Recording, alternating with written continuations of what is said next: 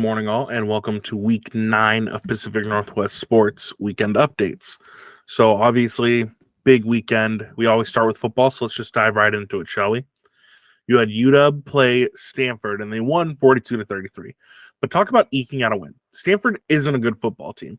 They have some good guys, but not a team. This is back-to-back games in which the Huskies haven't looked like themselves and have barely won, to be frank, right? So UW hasn't looked like themselves. But when I say that, what I mean is they're a team that likes to throw the ball around, go fast, and plays great defense. But they're not doing it. So let me ask you a hypothetical. If UW had to play Michigan or Ohio State right now, do you think they'd win? I don't. And here's the issue with that. They're going to the Big Ten next year. And right now, at this exact time, if they were in the Big Ten, I'd put these teams ahead of them: Michigan, Ohio State, Penn State, and Iowa. And I understand, oh, Jay, Iowa doesn't have an offense. It doesn't matter. That defense is so freaking good, they would limit anybody. You can complain about it all you want. Look at their games. Yeah, Penn State blew them out, but look at how the first couple of quarters went. It doesn't matter. The teams that have beat Iowa have the ability to run the ball. UW still can't do that. Now, it's great UW's winning right now, but the goal is to win a natty. And this defense and its lack of stops, I don't think has the ability to do that. So I wonder if they're truly championship contenders or if they're pretenders. It's Halloween. Maybe their costume will finally come off in November. Player of the game, UW wide receiver Jalen Polk, who had 5 receptions for 148 yards and 2 touchdowns. UW starts their brutal stretch of schedule with USC next week. Over to Wazoo, who played Arizona State and lost 27-38. Wow. 4 straight losses for the Cougs. Pullman is far from happy at this point.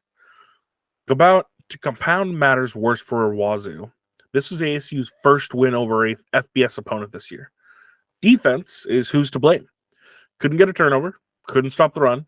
In fact, they didn't get a stop until the third quarter. Arizona State scored on 5 of its first 6 drives. The only drive that didn't involve points was due to a missed field goal. Wazoo has given up 38 points for the 3rd straight week. I don't know what the Cougs are going to do for the rest of the year, but they need 2 more wins for bowl eligibility. We'll see if it happens. Perhaps they can get one step closer next week when they play Stanford. Over to your Eastern Washington Eagles, who fell 35-47. It's too little, too late. JoJo knows all about that one. Look, you go into the fourth quarter down 27-13 against a good Portland State team, and you won't win. You don't stop the run, you won't win. Ask Portland State, because they ripped off runs of 75 and 44 yards that both went for touchdown. Desperation hits when you go and you have 4 different players attempting a pass for your team. Eastern had 4 different players attempt to pass. I understand trick plays, but that doesn't speak well. You shouldn't need a trick play to win a game. Player of the game, Portland State running back Joby Mallory. Listen to this stat line. 23 carries, absolute bell cow. 241 yards, a good average, and 6 touchdowns. Eastern Washington University will play Cal Poly next week, and Portland State will play UC Davis next week. Over to your Central Football Wildcats, who played Texas A&M Kingsville and won 21-17. Now, don't forget about the Wildcats. A nice win, albeit a sloppy win. With 13 minutes left in the fourth quarter, the game was 17-7 in favor of Texas A&M. The fourth quarter revolved around the Wildcats going and doing what they do best, and that's running the ball. They put a clinic on and were able to score 2 more times to get a win. Now, Tyler Flanagan had player of the game is Tyler Flanagan, who had 22 attempts for 138 yards and a touchdown. Central has a bye next week. Your PLU Lutes played George Fox University and lost 25-35. All good things have to come to an end. That's just a known. PLU's 3-game win streak had to come to an end. And if we're going to be honest, this game was weird. I mean, 8 minutes left in the third quarter, and the Bruins are up 28-3. This is the same Bruins team who, until this game, had only won 2 games the entire year. You might think the offense is to blame. Not really. The Lutes just couldn't stop anything. Now, the player of the game is George Fox QB Demontre Thomas, Demontre Thomas II, who went 17 of 20 for 292 yards and 3 touchdowns. He also added 8 rush attempts for 13 yards and another touchdown. George Fox will play Whitworth next week, and PLU will play Linfield next week. Your Puget Sound Loggers took on the Williamette Bearcats and came out victorious 40-21. Not that the Loggers had any doubt. They won a nice game with a very special performance. They had a blocked punt for a touchdown, and no scores took place in the fourth quarter. Sadly, that's all there really is to say about this game. But for the player of the game, I have 2 of them. Wide receiver Isaiah Drez tied a school record with 22 receptions. With those receptions, he added on 264 yards and 3 touchdowns. Quarterback Mason Binning went 45 of 62 for 482 yards and 5 touchdowns. Williamette will play Pacific next week. Puget Sound plays Lewis and Clark next week. Over to your Whitworth Pirates, who played the Lewis and Clark Pioneers and won 63-21. Sometimes you got to go on the road and spoil a homecoming, which is exactly what Whitworth did. I mean, 63 points? That's crazy. Whitworth scored on 9 of its 10 possessions. They also had a season high in total yardage and first downs. The Pirates are undefeated, and spirits are riding high as they might finish the year undefeated. Button up as this ride is going to be absolutely crazy. The player of the game is Solomon Hines, who rushed 13 times for 104 yards and 2 touchdowns. Lewis and Clark will play Puget Sound next week, and Whitworth will play George Fox next week. Over to Oregon, where we had your Oregon Ducks play Utah, and they won 35-6. Yeah, Oregon lost to UW, but Oregon is the best team in the Pac-12. I don't care. It's just a shame they're not able to prove it because they need some help with UW losing some games to play in that Pac-12 championship. Oregon embarrassed Utah. They went into Salt Lake City and beat Utah, the first time this has happened since 2020. Now, I really don't have much to speak about on this game. Like I said, Oregon dominated the game. Utah scored 6 points. Player of the game, Bo Nix. Dude went 24 of 31 for 248 yards and 2 touchdowns. He also rushed 4 times for 8 yards and another touchdown. Utah will play Arizona State next week. Oregon will play Cal next week. The Oregon State Beavers played Arizona and lost 24-27. I did not see this coming, and I don't think the Beavers did either. On the cusp of being ranked in the top 10, and they faced a brutal defeat. Arizona led themselves down the field in the fourth quarter to go up 27-17. Now, Oregon State would get the ball back and answered, but they didn't recover their onside kick, forcing Arizona to recover it and end the game. But what I really want to talk about here is the end of the first half. Jonathan Smith, the head coach for Oregon State, opted to run a fake field goal instead of taking his 3 points. Now, you might think I'm about to go in here about how it's dumb. You have to take points where you can get them. No, actually, I don't. What I think is dumb is the fact that we're questioning it. Because if that works, what are we saying today? Oh, what a great call. What a ballsy call. It worked out so well. Letting himself speak. It doesn't matter. He had a chance to get points. He chose to go get points. It didn't happen. When you question one play earlier in a game, pretty much tells you shouldn't have won, correct? If I'm talking about we lost by 3, but it's because of something that happened in the first quarter, who's to say the kicker even makes the field goal? Who's to say that field goal isn't blocked, picked up by Arizona, and they return it for a touchdown? And now we're sitting here going, oh, well, maybe he should have tried to go for a touchdown. He was only 18 yards away. It makes no sense to have these arguments of, oh, he should have done this. I would have done this. It doesn't matter. We're not head coaches at a Power 5 school. We don't have the ability to make those decisions or really to question them. I get that's natural human response. We want to question things, but it's fruitless in this scenario. When you have a game come down to a single score, there's things you did wrong, correct? I think we can all agree on that. Everybody knows that. So what lost this game for Oregon State? In my opinion, it was a lack of running game because they've dominated on the run all year and not being able to stop a really good Arizona QB. Jaden DeLora, who was the previous starter, very well might be transferring after this year because there may not be a spot for him on this Arizona team. Now, Oregon State, in order to win the Pac-12, needs a lot of things to go their way. They need a lot of help and a lot of luck. The Beavers will play Colorado next week. Your Western Oregon Wolves played the University of Texas of the Permian Basin and lost 16-28. It's a tough loss, but they were going against the number 22 ranked team. In fact, the game wasn't close. Going into the fourth quarter, the score was 28-3. Everything else you see is just window dressing. Western Oregon will play Texas A&M University in Kingsville. On to your Linfield Wildcats, who played the Pacific Boxers and won 42-27. Linfield remains undefeated, which makes sense because the Boxers have won one game all year long. Now, the thing that sums up this game right here, Linfield got out to a 23-point lead within the first 12 minutes of the game. Yes, Linfield scored on its first offensive play, followed by a 39-yard punt return that led to a field goal, had a pick six, and then a two-play drive to score a touchdown. That is how you score 23 points in 12 minutes. Player of the game, Carter Atkins, who had 5 tackles with an additional 3 sacks for a loss of 27 yards. Pacific will play Willamette University next week, and Linfield will play PLU next week. Your Eastern Oregon Mountaineers played College of Idaho Yotes, and they came down with a loss, 38-42. Now, College of Idaho won another game, although it was closer than they needed it to be. Let's skip to the second half, where the score is tied up 21-21. Now, the teams traded blows. So much so that Eastern Oregon led 38-35 with 8 minutes left.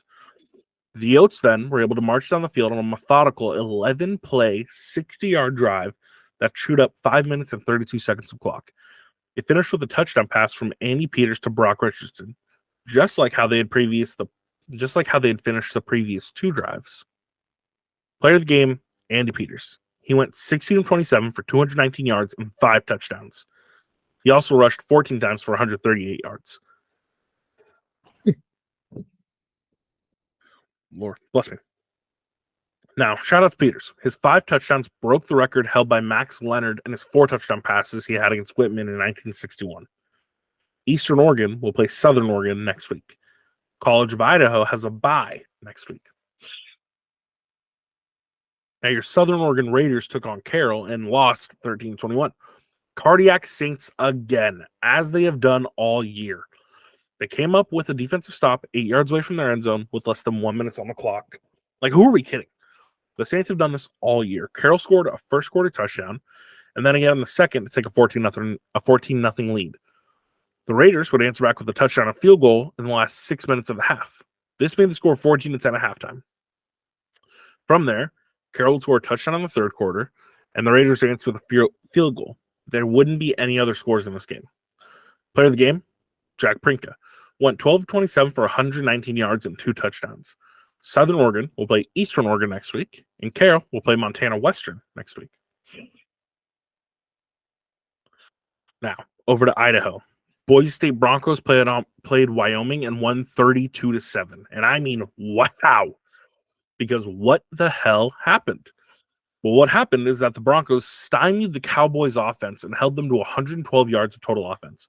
Only reason the Cowboys even scored is because of a Boise State muffed punt that gave them the ball at the 19-yard line. It really wasn't a close game. Boise State held Wyoming to 1 of 11 on third downs. Player of the game, Maddox Madison, who went 12-15 for 147 yards and a touchdown. He also rushed 5 times for 24 yards. Wyoming will play Colorado State next week, and Boise State will play Fresno State next week. Now your Idaho Vandals played Montana State and won 24-21. I called it. Idaho won this freaking game, and with this in mind, they have the Big Sky essentially locked up. They just need to close off the season. Sure, MSU had a chance to tie it at the end of the game, but they couldn't capitalize. Now, let's not discount Idaho. Their defense shut down Sean Chambers. who was Mr. Do-It-All for the Bobcats. It was impressive. The Idaho defense is huge and making plays when it needs to. This Idaho team, as I've said since week 1, is legit, and they are extremely good, and they're proving it week in and week out, and I can't wait to watch this continue to grow. The player of the game is Giovanni McCoy, who went 22 of 29 for 229 yards and 2 touchdowns. Montana State will play NAU next week, and Idaho will play Colorado State next week. We'll play Northern Colorado next week. Idaho State Bengals played Sacramento State and lost 16-51. I'm not going to lie and even say it was close or try to find the positives. Sacramento State shut out Idaho State in the second half, including Sacramento State scoring 27 unanswered points in the second half. Also, all of Idaho State's 16 points came in the second quarter. Idaho State will play Weber State next week. Montana. The Grizzlies beat Northern Colorado 40-0. I'm talking about this game because I have to. But since I have to, I want to focus on the defense. Listen to these stats. The Grizz held the Bears to 94 yards of total offense. The Grizz, who are currently number 1 in rushing defense in the country, held the Bears to 18 yards on 31 carries. The Grizz forced the Bears to go 1 of 15 on third down and only allowed 7 total first downs the entire game. The Grizz also had 2 pick sixes. And remember those 94 yards of total offense I mentioned?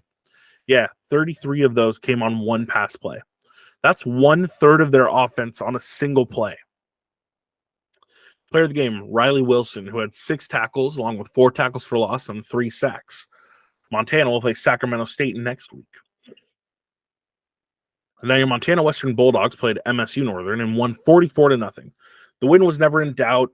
Northern has not been good in a long time, but I think it speaks volumes to the Bulldogs that they were able to continue their winning ways and stay competitive in an extremely tight Frontier Conference. They also recorded 527 yards with a season-high 360 passing yards. Now, the player of the game is Eli Norse, who had 11 receptions for 142 yards and 1 touchdown. MSU Northern will play Montana Tech next week. Montana Western will play Carroll College next week. Now, next we have your Montana Tech Orediggers, who took on Arizona Christian University and won 40-31. The Orediggers held off a Frontier Conference foe, although it wasn't as easy as it sounds. They went into halftime up 21-7, and much of the win was due to the 306 yards on the ground they put up. However, the defense gave up some long drives where Arizona Christian methodically moved the ball down the field. Player of the game, there's 2 of them.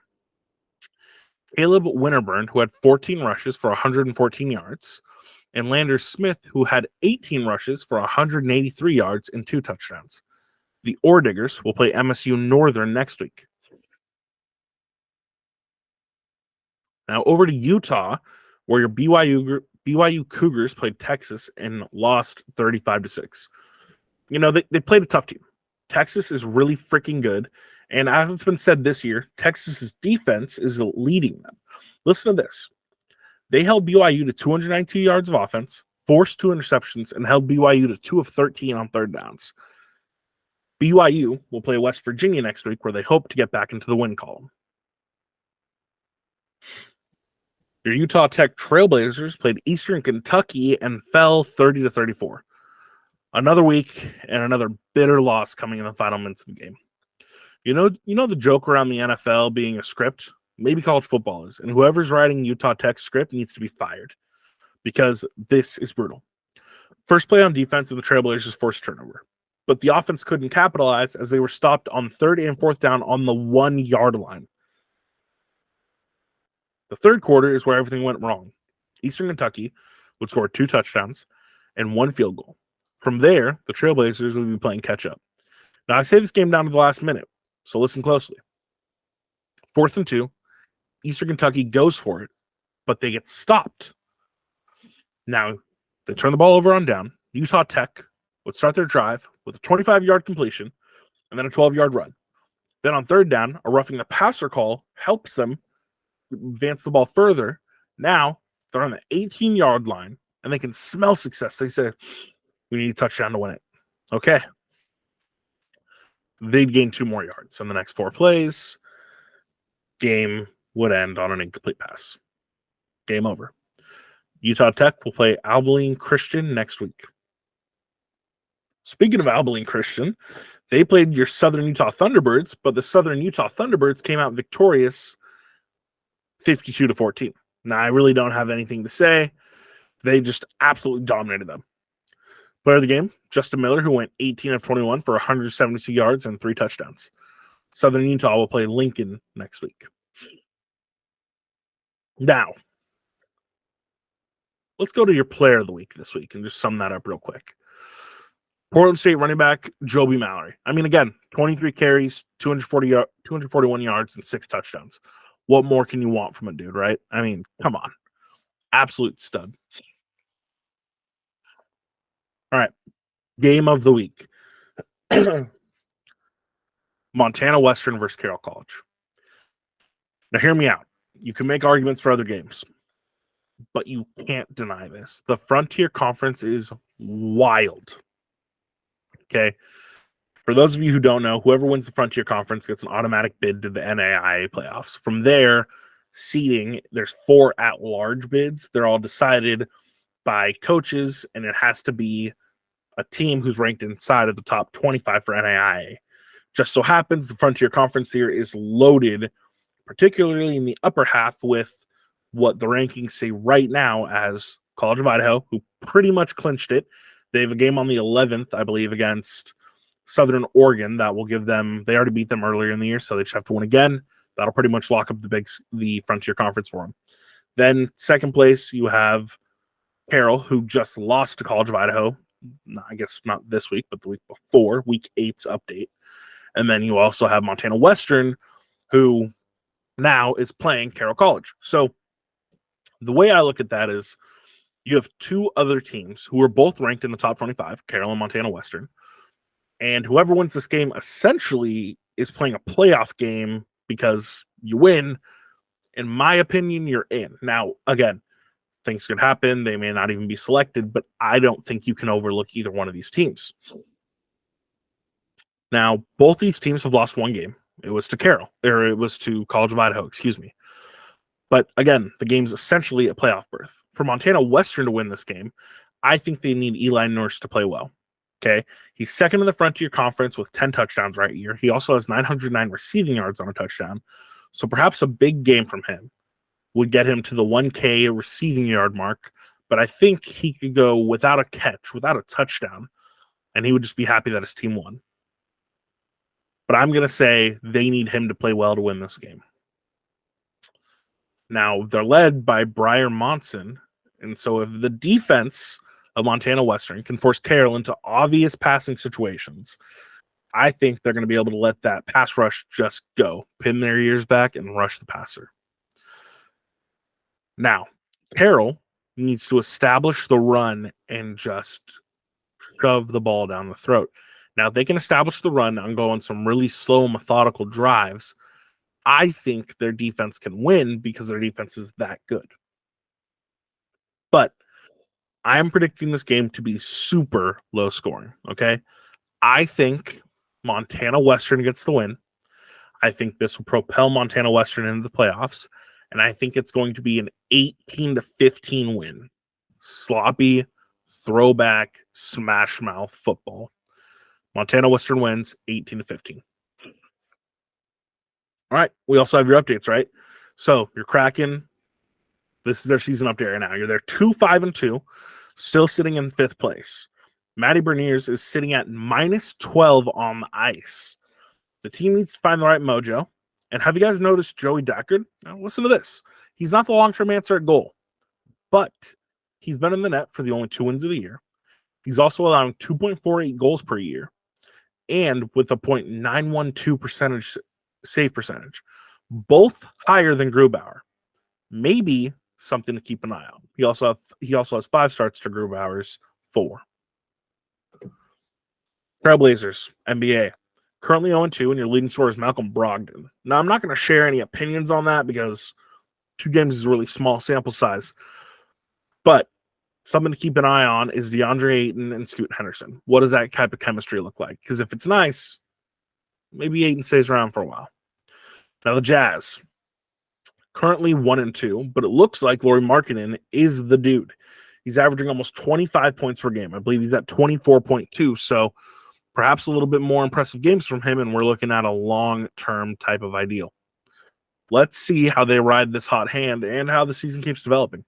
Again, season for the NBA is literally a week old. It's got a lot of time to develop, and it's a long year.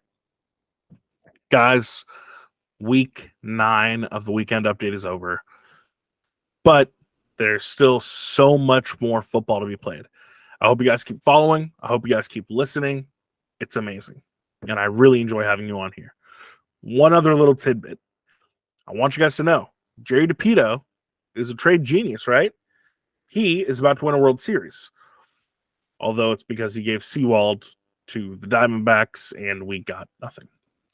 Oh, Kyle Lewis, AL Rookie of the Year, I believe 3 years ago.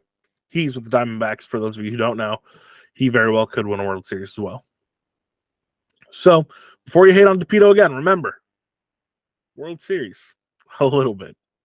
All right, guys, have a great day. Again, I appreciate you guys so much for listening to me. Leave comments. Let's figure out how we can make this the best possible podcast. Have a great day, guys.